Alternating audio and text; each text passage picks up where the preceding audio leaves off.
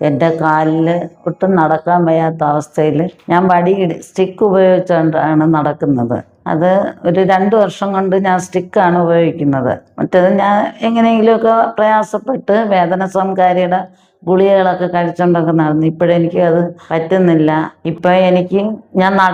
ഞാൻ സ്റ്റിക്കില്ലാതെ നടന്ന് ഇപ്പം ഈ ചികിത്സ കഴിഞ്ഞതിന് ശേഷം സ്റ്റിക്കില്ലാതെ ഞാൻ നടന്ന്. മനസ്സിലൊരു സംശയം ഉണ്ടായിരുന്നു.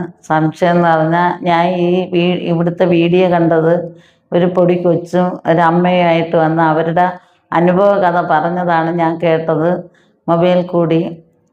എങ്കിലും എനിക്കൊരു വിശ്വാസം വന്നില്ല. പിന്നെ എൻ്റെ മോളടുത്ത് പറഞ്ഞപ്പോൾ മോൾക്ക് വിശ്വാസമില്ല, ആർക്കും വിശ്വാസമില്ല.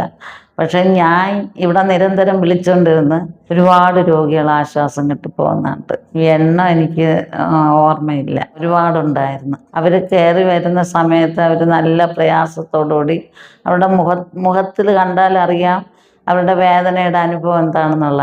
പക്ഷെ തിരിച്ചു പോകുമ്പോഴത്തേക്ക് അവർ ചിരിച്ചുകൊണ്ടാണ് പോയത്. അവർ ചികിത്സ കഴിഞ്ഞ് പുറത്തേക്ക് പോകുമ്പം അവർ ചിരിച്ചുകൊണ്ടാണ് പോയത്.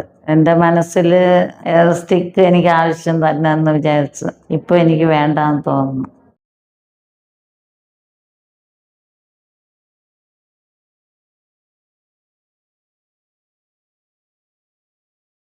നല്ല അമിതമായ വേദനയായിരുന്നു. കാര്യം എന്ന് വെച്ചാൽ എനിക്ക് എൻ്റെ മുട്ട് മടക്കാനൊക്കത്തില്ല, എനിക്കൊന്നും പറ്റത്തില്ല. ഇപ്പോഴെനിക്ക്